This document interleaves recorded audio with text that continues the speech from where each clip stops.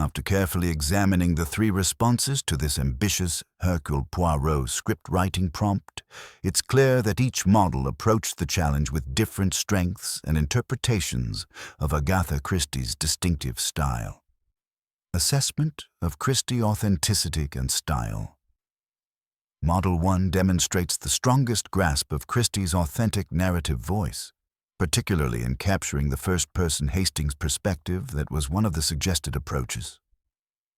The opening immediately establishes the characteristic tone with phrases like, "It is not often that a crime announces itself in advance," and "In my long acquaintance with Hercule Poirot," which perfectly mirror Christie's storytelling cadence. The attention to period details, social dynamics, and psychological observation reflects deep understanding of Christie's methodology. Model 2, while competently written, adopts a more modern police procedural approach that lacks Christie's distinctive voice. The third-person omniscient perspective, though mentioned as an option, doesn't capture the intimate, conversational tone that makes Christie's mysteries so engaging. The focus on forensic details and police procedure, while realistic, diverges from Christie's emphasis on psychological deduction. Model 3, though atmospheric, is too brief and underdeveloped to properly establish the complex web of characters and motivations essential to a Christie mystery. While it incorporates Victorian Gothic elements effectively, it lacks the sophisticated social dynamics and character interplay that define Christie's work. Integration of the 2 minutes too late concept. The most crucial element of the prompt, the letter arriving 2 minutes too late, receives vastly different treatment across the responses. Model 1 brilliantly integrates this concept by having a prophetic warning letter arrive precisely 2 minutes after the crime occurs, creating both dramatic irony and a central mystery element. This approach transforms the timing into a psychological puzzle that Poirot must unravel. Model 2 mentions the timing element only peripherally, treating it more as scene-setting detail than as integral to the mystery's structure. Model 3 uses it as a simple coincidence of the postman's arrival, missing the deeper implications for the plot development. Character development and suspect establishment, Model 1, excels in establishing a proper, closed circle of suspects within the charity matinee setting. Each character, from Roland Vale, the financier, to Miss Enid Lake, the secretary, is given distinct personality traits and potential motives. The social dynamics are authentically portrayed, with subtle hints at hidden relationships and tensions that Christie fans would recognize as essential setup for later revelations. Model 2 provides competent character sketches, but lacks the psychological depth and social nuance that make Christie's suspects memorable. The characters feel more functional than fully realized. Model 3 doesn't develop suspects sufficiently to meet the mystery's requirements. Poirot's characterization and methods. Only Model 1 successfully captures Poirot's distinctive personality and methods. His obsession with order. Order is never indifferent. The little details, they are the worn edges of the fabric. His precise observations and his psychological approach to detection are all authentically rendered. The moment where he sits very straight, hands folded, eyes half closed, while actually observing everything perfectly, captures his methodology. Models 2 and 3 either minimize Poirot's presence or fail to establish his characteristic approach to investigation, missing a fundamental requirement of the prompt. Structural adherence and pacing model. Demonstrates clear understanding of the required story structure, properly establishing the hook, gathering suspects, and positioning Poirot's entrance at the crucial moment. The pacing builds suspense effectively without premature reveals, maintaining the careful balance Christie mastered. The other responses, while containing good individual elements, don't demonstrate the same structural sophistication or understanding of Christie's pacing techniques. Recommendations for development Based on this analysis, Model 1 provides the strongest foundation for continuing this Hercule Poirot mystery.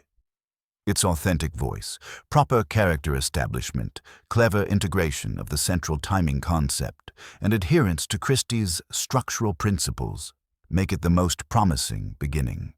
However, future sections should enhance the psychological complexity of the suspect's motives, deepen the connection between the prophetic letter and the actual crime, and ensure that Poirot's deductive methods remain central to the investigation's progression. The mystery's resolution should ultimately depend on psychological insight rather than physical evidence, staying true to Christie's distinctive approach to detection.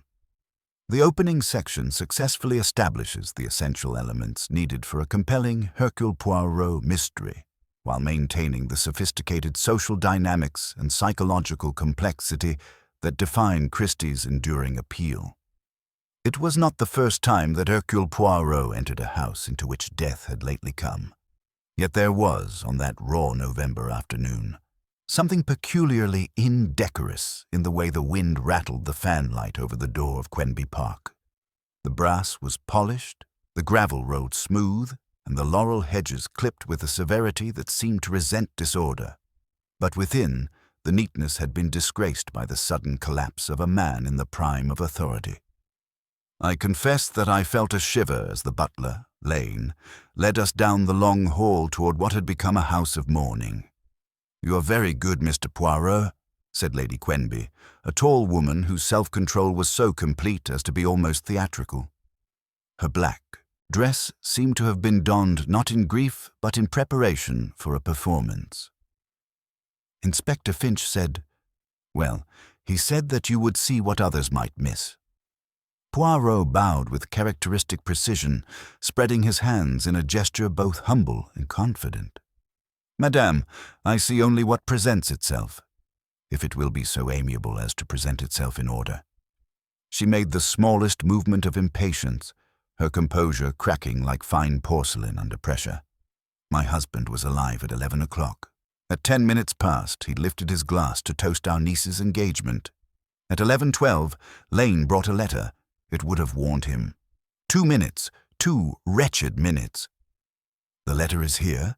asked Poirot, his green eyes already scanning the room with methodical intensity. We were shown into the late Lord Quenby's study, where Inspector Finch, a careful man of the patient type, acknowledged us with a nod that suggested both relief and resignation. On the mahogany blotter lay a plain envelope, cheap, the kind one buys at any stationer's. The superscription was addressed in a neat, foreign hand. "To Lord Quenby, urgent." Inside was a single sheet bearing words that seemed to mock their own tardiness. "Do not drink anything offered to you today. The danger is immediate. Burn this." "Posted in town early this morning," Finch explained with the weary precision of a man who had already repeated these facts several times. "Brought out by the second post van. Lane met it at the lodge at 11:09 by his watch. It took him 3 minutes to reach the drawing room. His lordship had already, well." He indicated with English delicacy the glittering crystal glass that still sat on the side table, its contents now evidence of a life cut short. Poirot's head inclined thoughtfully. "And who proposed the toast that proved so fatal?" Lady Quenby's eyelids lowered, as if the weight of the answer was too heavy to bear. "Mr. Adrian Black, my husband's partner." "Ah, and mademoiselle to whom one toasted the felicity." "She is here." "Daphne is upstairs with my sister, trying to compose herself." At Poirot's request, the members of the house party were assembled in the morning room. They came one by one, each carrying their own burden of shock and suspicion, and I, observing from my position near the window, tried to sort the essential from the ornamental. Adrian Black entered first, lean, aquiline, the sort of man newspapers call a dynamic financier. He did not waste time with condolence or pleasantries. Quenby had enemies, he stated with the bluntness of a man accustomed to cutting through sentiment to reach facts. A warning letter proves it. In our line of business, you make them whether you intend to or not. If you ask me, you should look at our rival, Roland Vale. He would be delighted to see Quenby removed from the board. Miss Daphne Hart, the niece whose engagement had provided the fatal toast's occasion, possessed that translucent fragility that makes Englishmen want to be chivalrous and is sometimes the most formidable armor of all. Her hands twisted a lace handkerchief with nervous energy, but her eyes were quick and observant. "Uncle had seemed so gay all morning," she murmured, her voice barely above a whisper. "He teased me shockingly at breakfast about my choice of fiancé, and then Mr. Black asked him to say something, and oh, must I relive it all?" "You must only say the truth, mademoiselle," said Poirot gently, his voice carrying that peculiar combination of authority and compassion that made confession seem not just possible, but necessary. "Truth is a polite visitor. One admits it, and it behaves itself." Dr. Felix Monroe, the family physician, arrived with the slightly injured air of a professional who has been summoned too late to be of any real service. His smooth cheeks were pink with either cold or embarrassment. "Natural causes are not impossible," he insisted with the stubbornness of a man defending his professional territory. A man of Lord Quenby's age and constitution. "He was 58, Lady Quenby interjected sharply. "Precisely," returned the doctor, unembarrassed by the correction. "It isn't remarkable that the heart should simply—" "The letter makes it remarkable," Adrian Black interrupted, his smile devoid of warmth. "Unless our criminal possesses an exceptionally macabre sense of humor." The final member of their small circle was Mrs. Iris Vale, Lady Quenby's widowed sister, whose soft eyes and gentle voice seemed to offer comfort while somehow managing to suffocate rather than soothe. "Dear Rowena must not be harried with too many questions," she said, placing a fluttering hand upon Lady Quenby's sleeve with the possessiveness of someone who had appointed herself guardian of another's grief. "Surely the police will handle everything properly. And Mr. Poirot will advise them, yes?" Poirot regarded her with that benevolent interest he reserved for specimens that intrigued him. "I will do what I can, madame. I have a preference for that which is symmetrical, orderly. At present, nothing about this affair possesses such qualities." He asked them, with deceptive simplicity, to recount the exact sequence of events surrounding the fatal toast. Here, tellingly, there were discrepancies, not of substance, but of those subtle shades of perception that often reveal more than facts themselves. Miss Hart thought the toast occurred at 5 minutes past the hour, because she remembered the ormolu clock chiming just before Black's request. Mr. Black was certain it was precisely on the quarter hour. Lady Quenby, who seemed to remember everything else with photographic clarity, could not be induced to name a specific minute. Lane, with the implacable certainty of the well-trained servant, produced his pocket watch and stated his times with authority, causing Inspector Finch to raise his eyebrows at the unanimity with which they all managed to differ.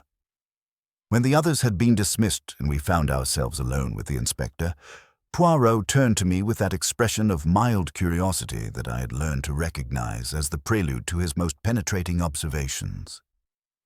"And you, Hastings?" he inquired, settling himself in his chair with characteristic precision. "What did you think of our assembled company?"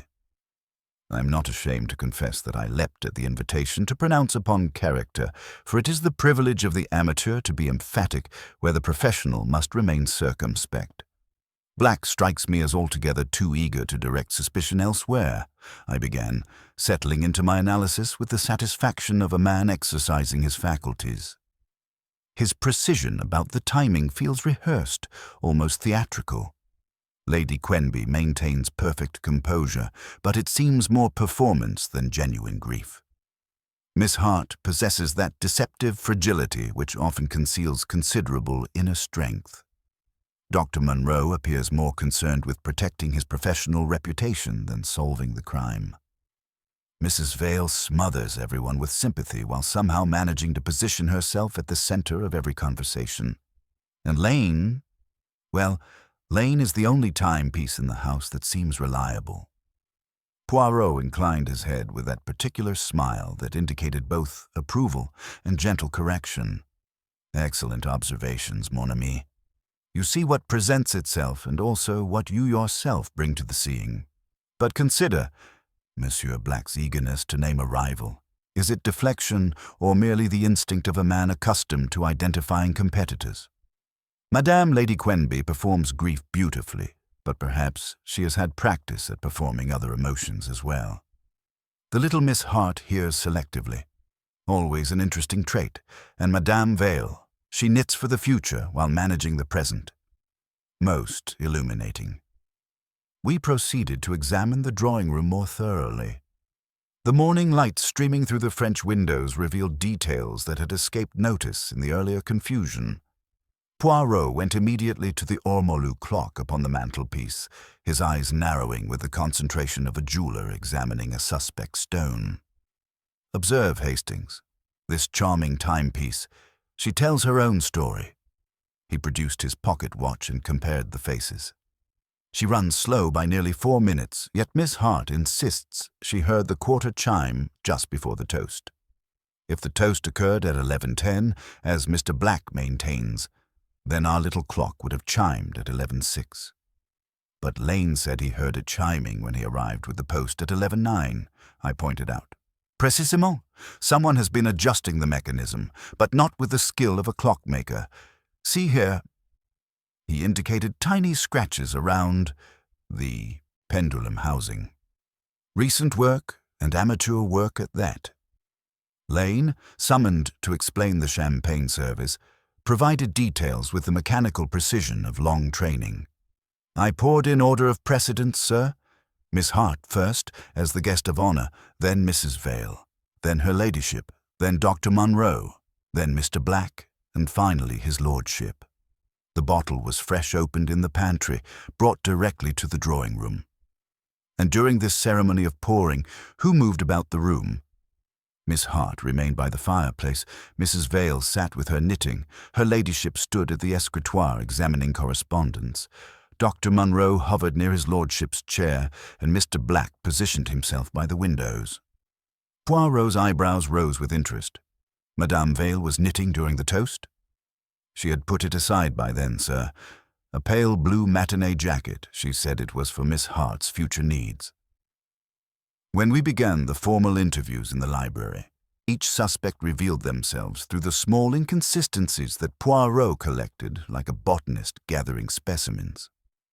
Black maintained his story with the rigid precision of a man who had rehearsed every detail, yet when pressed about his exact position during the pouring, he hesitated for the first time. Miss Hart, pale but composed, insisted the clock had chimed at the quarter hour. I remember thinking how musical it sounded, like a jewelry box. I've always been foolishly sentimental about such things. Dr. Munro blustered about natural causes and the unreliability of witness testimony under shock, but when Poirot inquired whether he had noticed anything unusual about Lord Quenby's behavior that morning, he admitted reluctantly that his patient had seemed rather more animated than usual, almost excited about something. Lady Quenby repeated her account with careful precision. But when Poirot asked gently whether she had consulted the ormolu clock to fix the time of the letter's arrival, she flushed and replied, "I felt the time rather than observed it." Mrs. Vale entered with her characteristic flutter of sympathetic concern, immediately inquiring about Poirot's comfort and the strain such investigations must place upon a man of his refinement.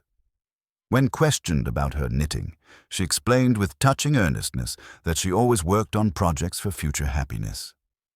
"One must believe in joy to come, mustn't one, Mr. Poirot?" "Indeed, madam. And your headache this morning. It prevented you from enjoying the champagne." "I merely sipped, I assure you. The bubbles quite disagree with my constitution." As we concluded the interviews, Inspector Finch appeared with news that cast an entirely different complexion upon our investigation. "There's been a development, Mr. Poirot. A telephone call from London. Mr. Roland Vale has been found dead in his office. Apparent suicide. Left a note confessing to Lord Quenby's murder." The inspector's expression suggested a man who saw his case resolving itself with convenient tidiness, but Poirot's face assumed that look of polite skepticism I had learned to recognize as the precursor to his most devastating contradictions. "How very convenient," he murmured. "And who received this intelligence?" "Mrs. Vale took the call in the library, sir," Lane reported. "She seemed quite overcome and retired to her room immediately." Poirot's eyes gleamed with sudden interest. "Ah, the grieving sister receives news of her brother-in-law's suicide and retires to her room rather than rushing to London. How very curious indeed." He began his characteristic pacing, hands clasped behind his back. "Non, mes amis. This convenient death does not solve our puzzle. It transforms it entirely. For now, we must ask ourselves not merely who killed Lord Quenby, but who benefits from Mr. Roland Vale's eternal silence." The pieces of the puzzle were beginning to arrange themselves in Poirot's mind, though their final pattern remained hidden from the rest of us. But I could see in his expression that familiar look of a man who has glimpsed the solution lurking beneath the surface of apparent facts, waiting only for the proper moment to reveal itself in all its terrible clarity. It is always the misfortune of police cases that they end at the moment when they become interesting, said Poirot mildly, when Inspector Finch spoke of accepting Roland Vale's convenient confession. He crossed to the telephone with that prim exactness which made even so trivial a movement seem ceremonial. "Permit me, monsieur, a little verification before we close our books." The conversation with Scotland Yard proved illuminating. No official report of Vale's death had been received, merely rumors communicated through unofficial channels. When Poirot replaced the receiver, his expression carried that particular satisfaction reserved for facts that arrange themselves obediently. "Rumor, my dear Finch," he said gently. "Nothing more as yet. We will not accept conclusions which have been so obligingly presented." He turned to Lane with renewed interest. "You will describe the telephone call that announced this tragedy, its hour, its voice, and who was present when it arrived." Lane's response carried his characteristic precision. The call had come shortly after noon. Mrs. Vale had been alone in the library when the bell rang, and the other members of the household had been variously occupied elsewhere. Most significantly, Mrs. Vale had seemed remarkably composed upon receiving such shocking news, merely saying, "How dreadful," before retiring to her room. "Très intéressant," murmured Poirot. A grief borne so gracefully is admirable, yet one might expect a more pronounced display of emotion upon learning of such a double tragedy affecting one's family. Our next discovery proved even more revealing. A brief expedition to the village exchange confirmed Poirot's growing suspicions. The operator, a brisk young woman with intelligent eyes, remembered the morning's call with gratifying distinctness. "It wasn't from London at all," she said promptly. "Came through our kiosk outside the post office. Woman's voice, very proper, asking for Quenby Park library instrument. I recognized the tone as one of the quality, though I couldn't place it exactly." Returning to the house, Poirot conducted one of his methodical tours of inspection. At the mantelpiece, his delicate fingers examined the ormolu clock's mechanism with the concentration of a jeweler studying a suspect stone. "Someone has been adjusting this timepiece," he announced, indicating tiny scratches around the pendulum housing. "Recent work and amateur work at that." More significantly, caught at the hinge was the thinnest strand of pale blue wool, so small a thing that it might have escaped notice entirely. When we assembled the remaining suspects in the morning room, the atmosphere had shifted perceptibly. Black's earlier confidence had evaporated, replaced by the wary alertness of a man who realizes he may have underestimated his opponent. Dr. Monroe sat heavily, his pink cheeks now pale with genuine distress. Miss Hart, however, displayed a perspicacity that surprised even Poirot. But how did Mr. Vale know Uncle would drink champagne at precisely that moment? She asked with the logical precision of a trained mind. And why send a warning letter if he intended to kill him? It seems rather like leaving a calling card at the scene of a burglary. Lady Quenby, maintaining her theatrical composure, nevertheless revealed a crack in her performance. Roland was many things, but he was not theatrical. If he had decided to kill my husband, he would have done it efficiently and without dramatics. This elaborate business with warning letters and public poisonings, it's not his style at all. Madame speaks with the authority of long acquaintance, Poirot observed. Tell me, how well did you know Monsieur Val? The question hung in the air with peculiar weight. Lady Quenby's response came after a calculated pause. We moved in the same circles. Roland was reliable in his way. Reliable, Poirot repeated thoughtfully. An interesting choice of word. One relies upon a clock, upon the postal service, upon predictable things. One does not typically rely upon people unless they have demonstrated particular qualities of, shall we say, discretion. Miss Hart's intelligence proved invaluable when she grasped the significance of the clock manipulation. Someone wanted to confuse the timing, didn't they? If the ormolu clock runs slow and someone adjusted it further, then the real time of the toast might have been exactly. Poirot's eyes gleamed with approval. If we correct for the clock's natural tardiness and add the evidence of recent tampering, the fatal toast occurred not at 11:10, but closer to 11:15, which means the letter would have arrived in time to save Lord Quenby's life, if someone had not deliberately ensured otherwise. The revelation struck our little gathering like a physical blow.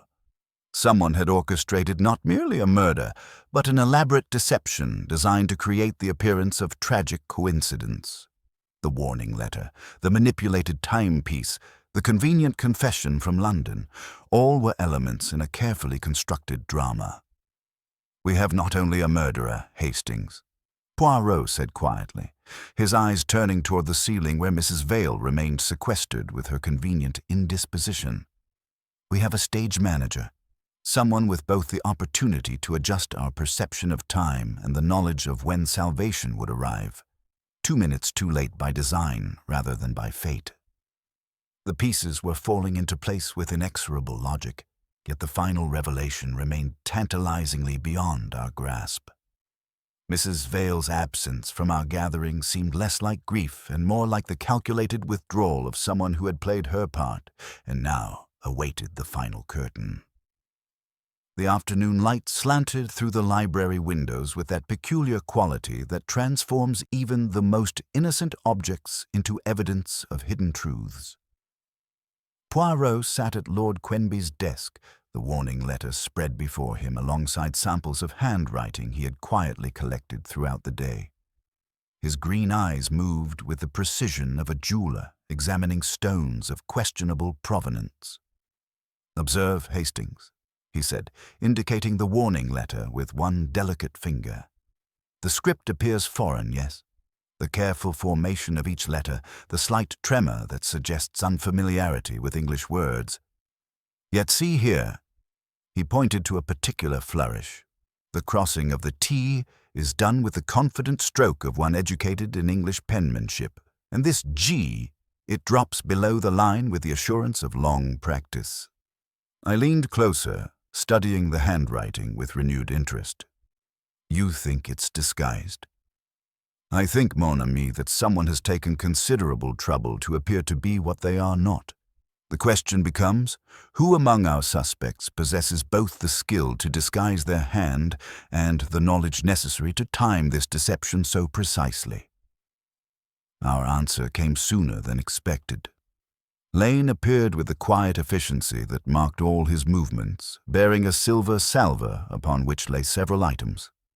Lady Quenby's correspondence from the Morning Post, Miss Hart's thank-you notes from the previous week, and, most tellingly, a shopping list in Mrs. Vale's careful script, retrieved from the morning-room wastebasket. The comparison proved illuminating. Mrs. Vale's natural handwriting, when placed beside the warning letter, revealed the deception with startling clarity. The same hand had written both, but the warning letter showed the deliberate awkwardness of someone writing with their non-dominant hand while attempting to disguise their natural style. Très intéressant, Poirot murmured. Madame Vale writes her warnings with her left hand, but her shopping lists with her right. One might ask why such elaborate precautions were necessary if her intentions were innocent. Inspector Finch, who had been following our investigation with growing bewilderment, finally voiced the question that troubled us all. But if Mrs. Vale wrote the warning letter, why would she ensure it arrived too late? What possible motive could she have? But did she ensure it arrived too late? Poirot rose from his chair with that ceremonial precision that marked his most significant deductions. Let us conduct a small experiment, if you please. What followed was one of those methodical demonstrations that revealed Poirot's genius for transforming speculation into certainty. Using Lane as our messenger and the actual route from lodge to drawing room, we timed the delivery of a letter under various conditions. The results proved decisive. Under normal circumstances, a letter handed to Lane at the lodge at 11:09 would reach the drawing room by 11:12, precisely 2 minutes after the fatal toast, as events had unfolded. However, when we introduced the delay that Mrs. Vale had created by detaining Lane with her inquiry about the roses, the delivery time extended to 11:15. You see? Poirot's eyes gleamed with satisfaction. Madame Vale's intervention was not designed to delay the letter's arrival, but to ensure it. Without her strategic conversation, Lane would have delivered the warning at 11:10, still too late to prevent the toast that occurred at 11:08, according to the properly adjusted timepiece. The implications struck us with the force of revelation. Mrs. Vale had not orchestrated Lord Quenby's death. She had attempted to prevent it. Her manipulation of the ormolu clock, her careful timing of the letter's dispatch, even her detention of Lane in the corridor, all had been desperate measures to save a man's life, not to end it. But then who? I demanded, my mind reeling with this unexpected reversal. If Mrs. Vale was trying to save Lord Quenby, who was trying to kill him? Poirot's smile carried that particular satisfaction reserved for puzzles that revealed their secrets in the most unexpected manner. Consider, mon ami, what we know of the fatal toast. Monsieur Black proposed it, yes, but who suggested the timing? Who insisted that the announcement be made before luncheon rather than after? Who positioned themselves to observe every movement in the room while appearing to focus elsewhere? The answer, when it came, transformed our understanding of the entire affair. Miss Daphne Hart, the seemingly fragile niece whose engagement had provided the occasion for the fatal celebration, had orchestrated every element of the crime with the precision of a master tactician. Her delicate appearance had been her greatest weapon, allowing her to move through the investigation undetected, while suspicion fell upon more obvious targets. The little Miss Hart, Poirot continued, his voice carrying a note of professional admiration. She understands the psychology of deception better than any of us suspected. She knew that Mrs. Vale had discovered her intentions, hence the warning letter. She knew that her aunt would attempt to save Lord Quenby's life, hence the manipulation of the clock to ensure the warning arrived too late despite Mrs. Vale's effort. The pieces of our puzzle were finally arranging themselves in their proper order, yet the full scope of Miss Hart's deception remained to be revealed.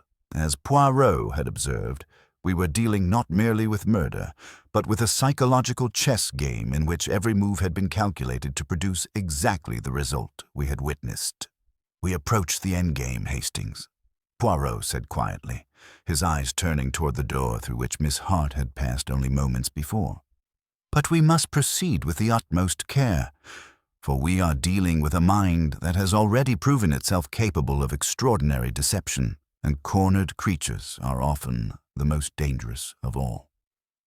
The afternoon shadows lengthened as we prepared for the final confrontation, knowing that the truth, when fully revealed, would prove more shocking than any of us had dared imagine. In the gathering dusk, Quenby Park seemed to hold its breath, waiting for justice to complete its inexorable course.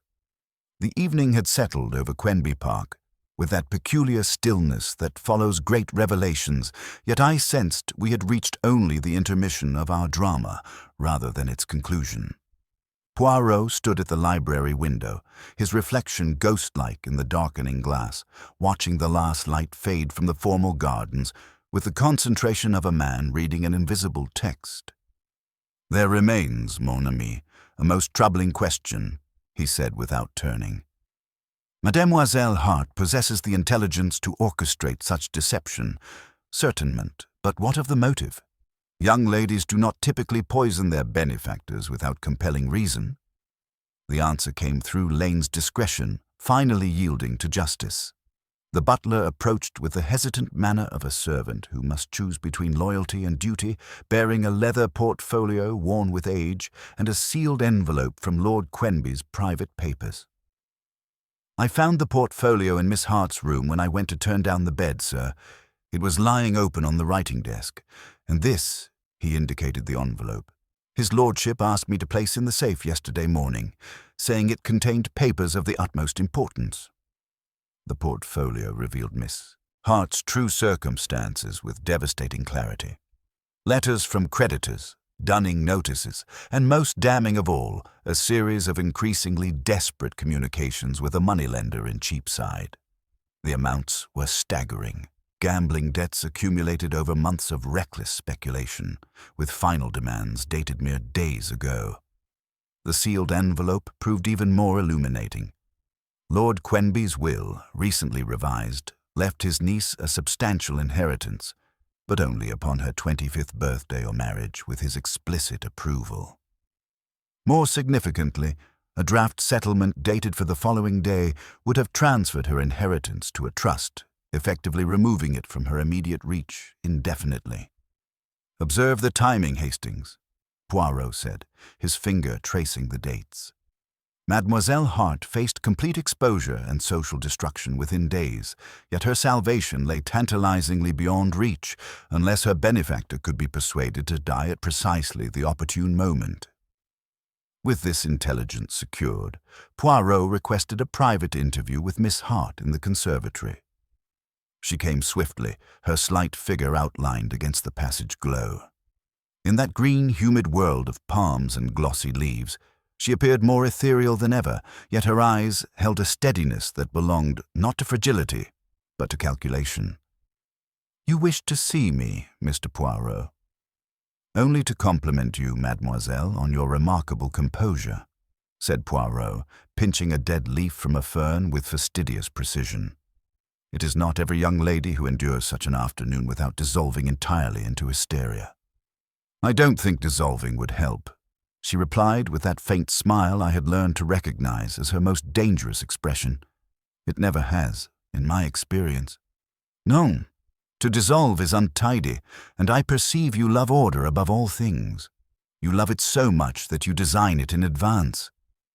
He did not look at her as he spoke, instead examining the leaf with scientific interest. The poison was not in the champagne itself, was it? Too uncertain, too dependent upon chance. No, you applied it to the rim of your uncle's glass, a technique requiring both chemical knowledge and precise timing. For the first time, her composure flickered. "You cannot prove such an accusation." "Perhaps not yet, but I can demonstrate the method. See, the substance leaves crystalline residues invisible to casual observation, but quite apparent under proper examination. Your education at Girton served you well. Chemistry was your specialty, was it not?" Her silence confirmed what her words would not. "The warning letter was your masterstroke," Poirot continued conversationally. "Written by Mrs. Vale in her desperate attempt to save your uncle, yet you turned even her goodness into evidence of guilt. You knew she would try to prevent the murder once she discovered your intentions. You counted upon it, used her own compassion as part of your design. You attribute extraordinary cunning to me, Mr. Poirot, because you have demonstrated it. The manipulation of the clock, the timing of the toast, even the false telephone call about Roland Vale's suicide, all calculated to create the perfect crime, while casting suspicion elsewhere." His green eyes fixed upon her with sudden intensity. "But you made one error, mademoiselle. You assumed Mrs. Vale would remain silent about her knowledge. You did not anticipate that she might attempt to expose the truth. Miss Hart's hand tightened on the back of a wicker chair until her knuckles showed white. "I am very tired, Mr. Poirot. May I go?" "Certainly. But perhaps you should know. Mrs. Vale has asked to speak with Inspector Finch privately this evening. Something about a confession she feels compelled to make." The effect was immediate and telling. Miss Hart's carefully constructed mask slipped entirely, revealing the calculating intelligence beneath. "She cannot prove anything. Her word against mine. Ah, but now you confirm what I only suspected. Mrs. Vale knows the truth, and you know she knows it. The question becomes, what will you do with such dangerous knowledge?" As she slipped away among the leaves, Poirot turned to me with grim satisfaction. "We have forced her hand, Hastings. A cornered creature must either surrender or strike again. Tonight we discover which path Mademoiselle Hart will choose." The shadows lengthened as we prepared for what I sensed would be the final, most dangerous phase of our investigation. In the gathering darkness, Quenby Park seemed to hold its breath, waiting for the last act of this carefully orchestrated tragedy to unfold. Night fell upon Quenby Park like a velvet curtain, drawn softly yet with theatrical precision. The great house settled into its evening routine. Lamps lit, fires coaxed into cheerful warmth, and the peculiar hush that follows dinner descending over polished floors. Yet beneath this surface tranquility, I sensed the electric tension of a trap about to spring. Poirot arranged the library with the meticulous care of a stage manager preparing for the climactic act. Every detail received his fastidious attention: the alignment of teaspoons, the positioning of chairs, the precise angle of lamplight that would illuminate without revealing too much. "You see, Hastings," he murmured, straightening a blotter by an imperceptible degree, "we tempt not the conscience, but the habit. Crime is rarely improvisation. It is rehearsal perfected through repetition." Inspector Finch, practical and skeptical, submitted to the elaborate plan with the resigned air of a man indulging a distinguished guest whose methods, however eccentric, had proven effective. Lane received his instructions with characteristic precision. Tea for Mrs. Vale at 9 o'clock precisely, served in the library, where she would await her promised interview with the inspector. "The stage is set," Poirot observed with satisfaction, indicating the tea service arranged upon the mahogany table. "Observe, my friends, the cup destined for Madame Vale, slightly nicked upon the rim. One requires a landmark for what is to come." "You're counting on Miss Hart to make another attempt," Finch whispered, his voice barely audible in the lamplit silence. "I count upon Mademoiselle Hart's love of symmetrical conclusions," Poirot replied. "She believes she can restore order by removing the one person capable of disturbing it permanently." At precisely 9 o'clock, Mrs. Vale descended the stairs with the measured tread of one approaching an unpleasant but necessary duty. Her pale blue dressing gown rustled softly as she entered the library, where the tea service waited with deceptive innocence. Through the crack in the connecting door, we observed her settle into the designated chair, her hands folded tightly in her lap. She did not pour immediately, but sat waiting with that patient courage which marks truly gentle souls facing inevitable confrontation. The firelight danced across the silver teapot, casting shifting shadows that seemed to pulse with anticipation. The second figure appeared within minutes, a shadow that had remembered it possessed substance. Miss Hart paused at the threshold, a book clutched in her hands, her voice achieving perfect surprise. "Aunt Iris, I thought you were upstairs resting. How fortunate. I was seeking the second volume of Richardson. May I join you? Oh, you have tea prepared. Permit me to pour." "How thoughtful, my dear," Mrs. Vale replied, her voice carrying that slight breathlessness which accompanies genuine courage. Miss Hart approached the tea service with balletic grace, her movements possessing the practiced precision of rehearsed performance. She lifted the teapot's lid, allowing steam to fog her delicate features, then tested the temperature with one fingertip. Her other hand, the lace handkerchief fluttering like a pale moth, brushed the rim of the designated cup in a motion so slight that casual observation would have dismissed it entirely. The gesture lasted mere seconds, a fastidious adjustment as though removing an imagined imperfection. Yet Poirot's eyes, apparently closed in contemplation, missed nothing of this deadly choreography. "How considerate you are, Daphne," murmured Mrs. Vale, her voice steady despite the tremor in her hands. "Permit me," said Poirot suddenly, his voice dropping into the room's silence like a stone into still water. "Mademoiselle, do not, I pray you, complete the gesture you have so carefully rehearsed." Miss Hart's composure held magnificently. She merely placed the handkerchief upon the tray with exquisite neatness, her movements betraying nothing of inner turmoil. "Mr. Poirot, how you startled me. I was merely ensuring the service was properly arranged." "Oui, the arrangement. She is indeed your specialty," Poirot replied, rising from his chair with ceremonial precision. "You arrange time, circumstance, even death itself with the skill of an artist. Yet tonight, mademoiselle, your masterpiece remains unfinished." Inspector Finch stepped from concealment behind the screen while I emerged from the anteroom.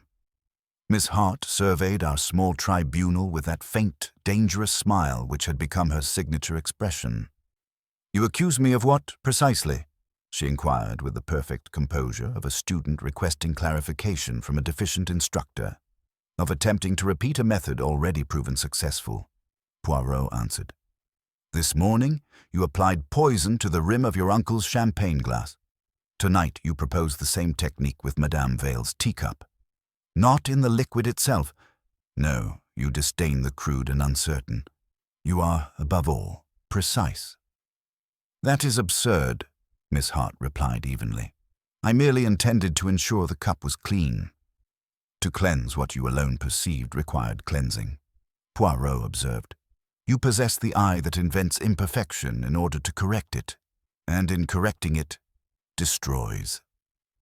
The handkerchief lay between them like evidence of unspoken guilt, its innocent lace concealing deadly purpose. In the firelight's glow, justice prepared to complete its inexorable course, while the ormolu clock, now properly adjusted, chimed the quarter hour with mechanical precision. For once, we had arrived not 2 minutes too late, but precisely on time. For a heartbeat, no one moved. The fire gave a soft sigh as a coal shifted, and the ormolu clock, its waywardness now corrected, counted out the seconds with maddening serenity. Miss Hart stood beside the tea service like a porcelain figure, her composure so complete it seemed almost supernatural, yet I detected the first hairline cracks beginning to appear in her carefully constructed facade.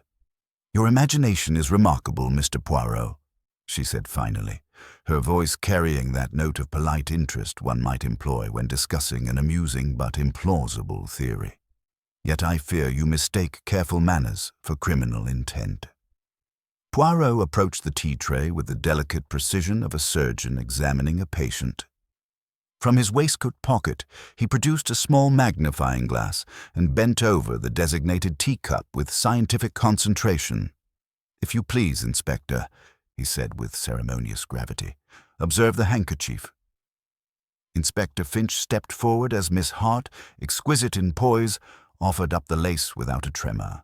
Seen thus, it seemed incapable of harm, yet I confess I felt an absurd reluctance to let it touch even the air between us. "A trifling demonstration only," Poirot murmured. He took from the desk a sheet of thick writing paper and, holding it delicately by 2 corners, touched the handkerchief to the nicked rim of the designated cup. He warmed the paper briefly before the fire, and a faint bloom appeared, like frost traced by an invisible finger. "Mon Dieu," breathed Finch. "The same bloom presents itself if one warms a trace from his lordship's crystal glass," Poirot explained with satisfaction. "Crystalline residue, barely visible, yet unmistakably present.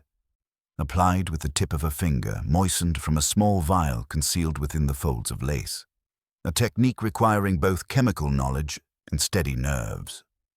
From Miss Hart's reticule, abandoned upon the side table, Poirot extracted a small crystal phial, no larger than a perfume sample, containing a few drops of clear liquid. "Nicotine extract," he announced, "concentrated from tobacco leaves through a process taught in elementary chemistry courses. Colorless, nearly odorless, and fatal in minute quantities when applied to surfaces that contact the mouth." Miss Hart's laugh possessed the silvery quality of breaking glass. "You see poison in tea stains, Mr. Poirot. A small bottle and wild theories, hardly sufficient to convict anyone." "Perhaps not in isolation," Poirot agreed mildly. "But consider the pattern, mademoiselle. Your desperate financial circumstances, your uncle's intention to place your inheritance beyond reach through the trust documents he planned to sign tomorrow, your presence at both crime scenes, and now your attempt to silence the one witness who could expose your guilt." Mrs. Vale, who had remained silent throughout this exchange, finally spoke with quiet dignity. "I knew, you see. When I discovered the extent of Daphne's debts, I attempted to warn poor Roland. The letter was my doing, though I feared my efforts would come too late." "Not too late through accident," Poirot corrected gently, "but through Mademoiselle Hart's careful manipulation of time itself."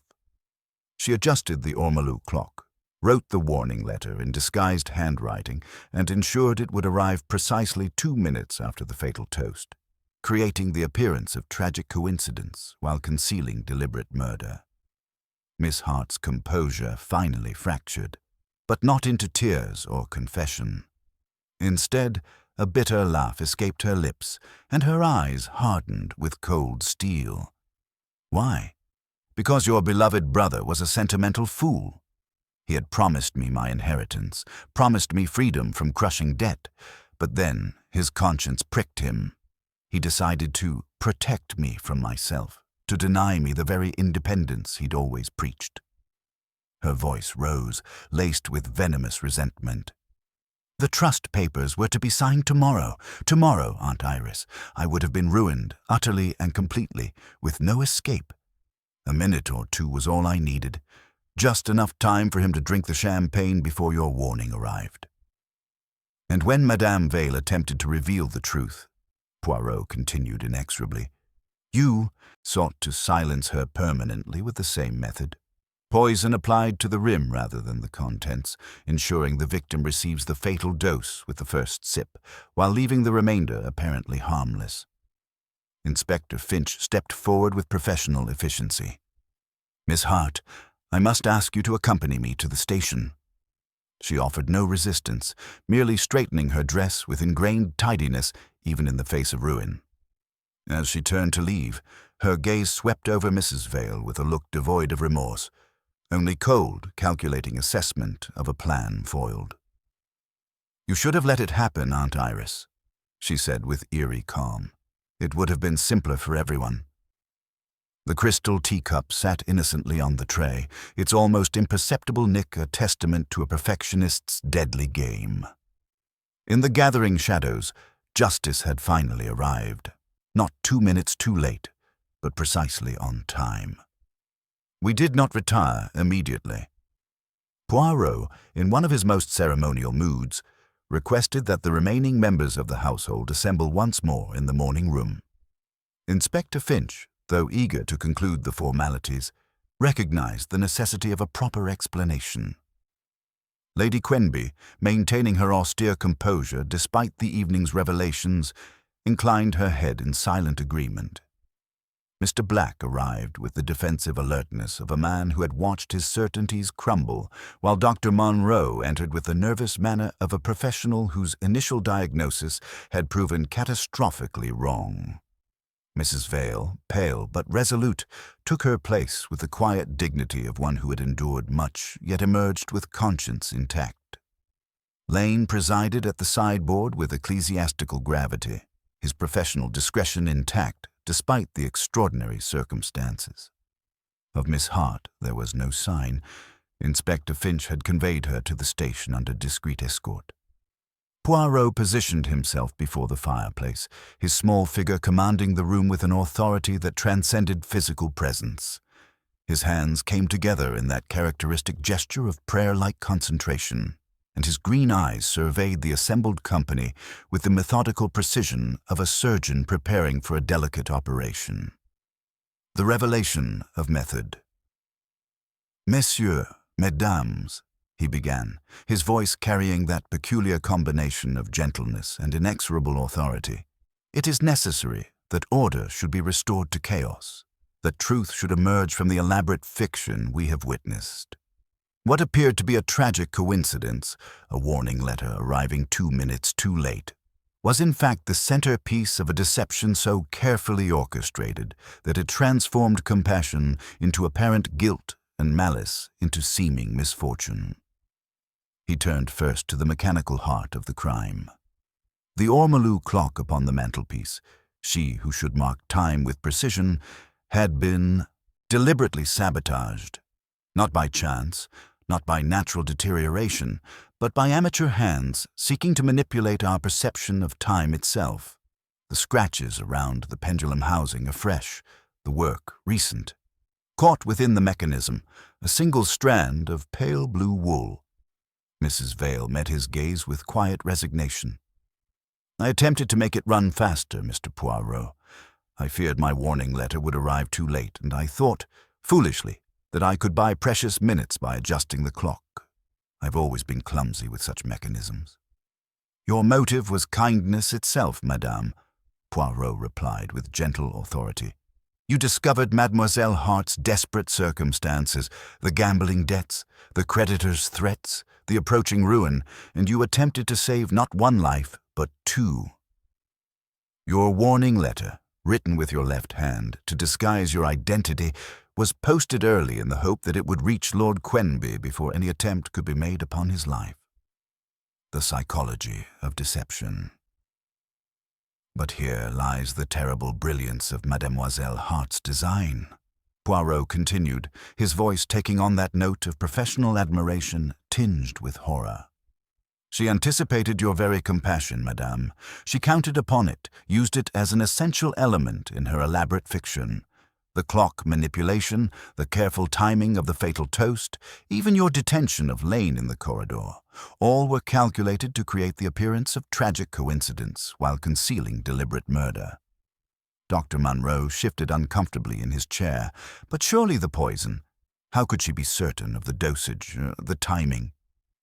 "Ah, but Mademoiselle Hart possessed the scientific mind, Doctor.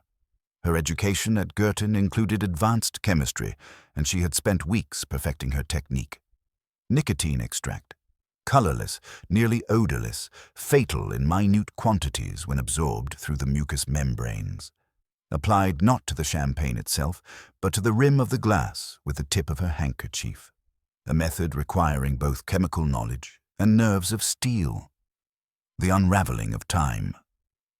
Poirot's explanation grew more intricate as he revealed the full scope of the deception.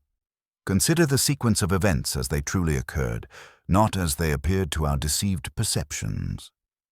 The ormolu clock, running naturally slow by 4 minutes, was further adjusted by Mrs. Vale's well-intentioned interference.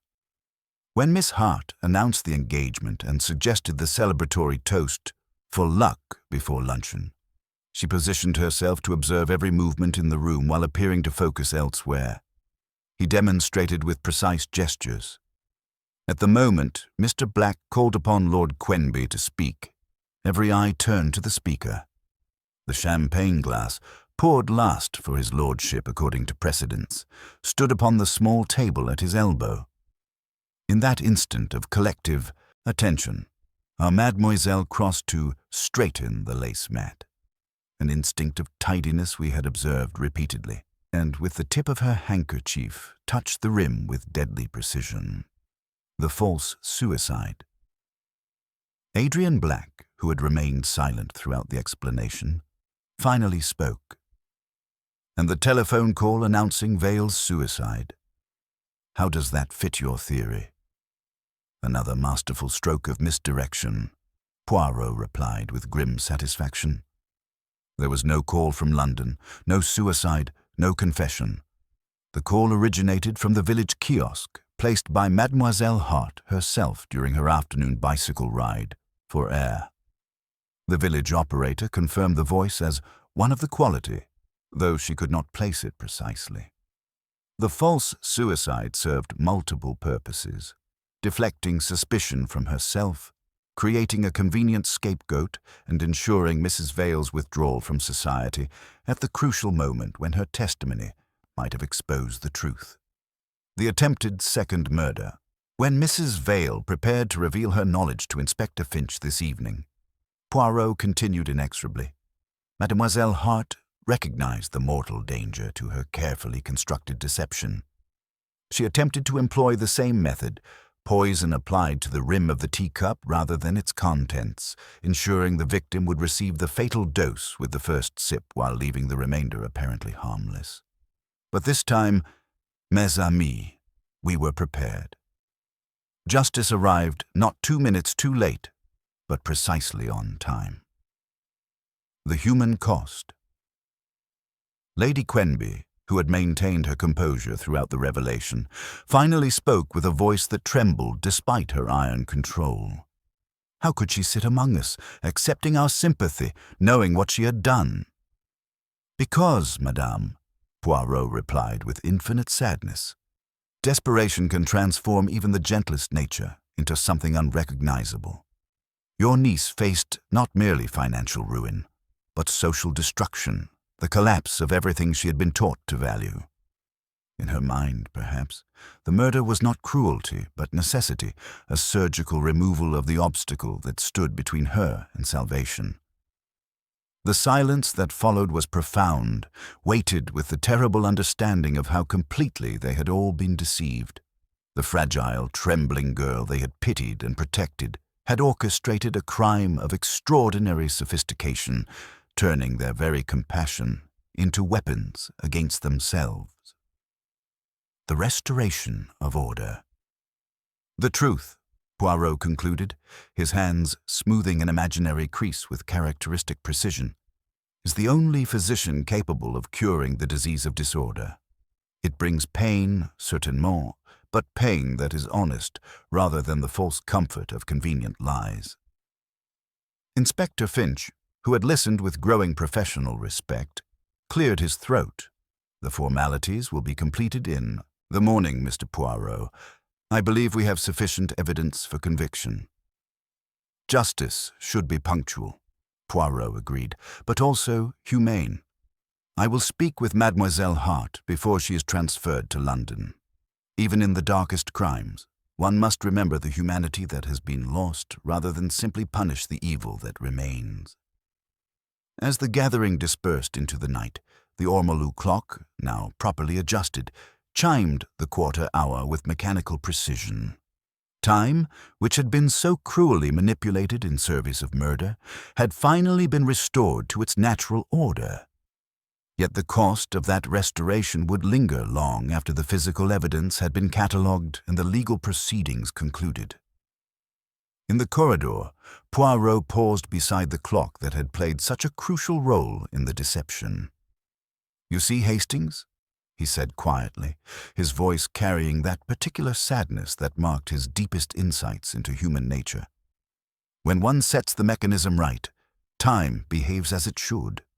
It is only the human heart that insists upon striking out of turn, creating discordance where there should be harmony." The letter that had arrived 2 minutes too late had finally served its purpose. Not to save Lord Quenby's life, but to reveal the truth that would ensure justice for his death. In the end, perhaps that was salvation enough. The morning light filtered through the tall windows of Quenby Park with that peculiar clarity that follows the resolution of great mysteries, thin and grey, yet somehow cleansing.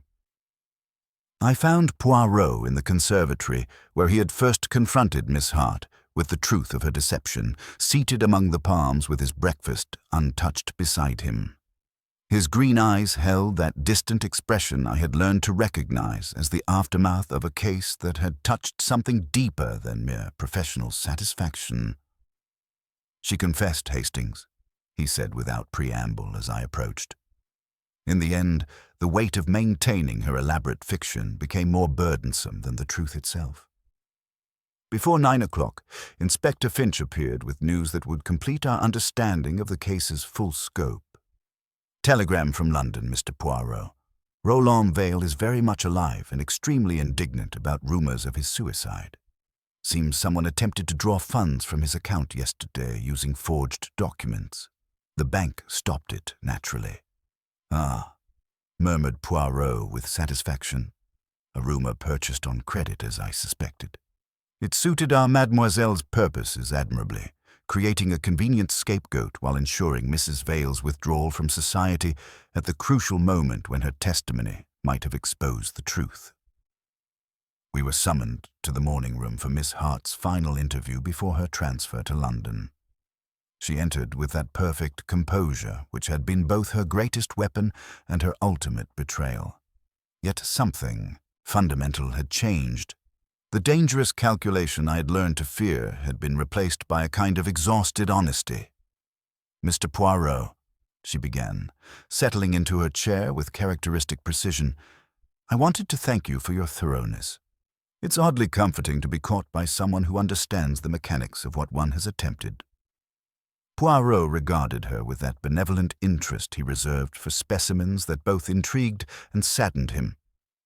"When Madame Vale's warning reached you, mademoiselle, did you consider letting it save him?" A small, bitter smile touched her lips. "If salvation comes late, Mr. Poirot, it must arrive late convincingly. One cannot half-stage fate." She paused, her composure flickering for the first time. "I became someone I did not recognize. The person who planned Uncle's death, who manipulated Aunt Iris's kindness, who would have killed again to preserve her secret. That person feels like a stranger to me now." "Perhaps," Poirot said gently, "because she was a creation of desperation rather than choice. Yet even in your desperation, some part of you hoped to be stopped. The letter, arranged to arrive 2 minutes too late, was that not also an arrangement with your own conscience?" She studied him with renewed interest. "Do you believe in redemption, Mr. Poirot?" "I believe in the possibility of understanding," he replied carefully. "Understanding oneself, understanding the forces that drove one to destruction, understanding the difference between explanation and excuse. Whether that constitutes redemption, that is for wiser minds than mine to determine."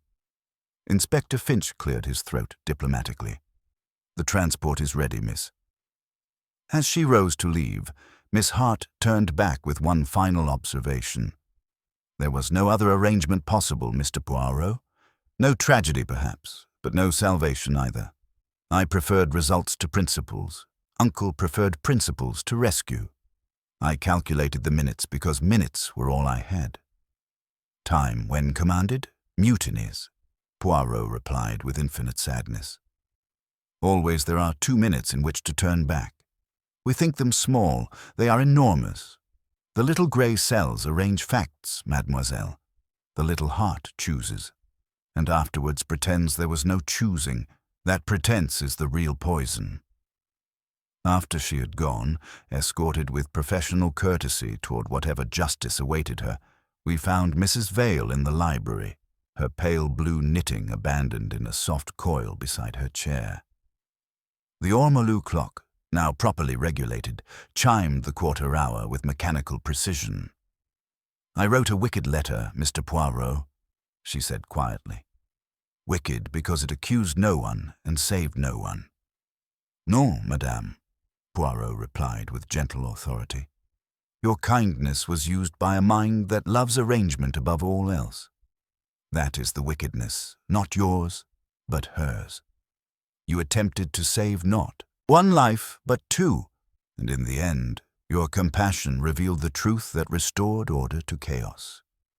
Lady Quenby appeared in the doorway, her austere composure intact, but somehow softened by genuine gratitude. "Mr. Poirot, I cannot adequately express my appreciation. To think that we harbored such deception in our very midst—" "Madame," Poirot interrupted gently, "you harbored a young woman in desperate circumstances who made terrible choices. The deception was born of desperation, not inherent evil. Perhaps that distinction matters when the newspapers begin their inevitable speculation. Before our departure, Poirot presented Lane with a small parcel. "For the clockmaker," he explained with ceremonial gravity. "She has been tampered with. Let her be regulated by one competent." Lane received the package with a gravity that surprised me, understanding perhaps better than any of us the importance of time keeping its proper place. Dr. Munro, chastened by his initial misdiagnosis, made his farewells with professional dignity restored. Adrian Black had already departed for London, no doubt calculating the business implications with characteristic efficiency. The house, relieved of its immediate menace, seemed suddenly older, as if the very walls had witnessed the deception and grown tired of it.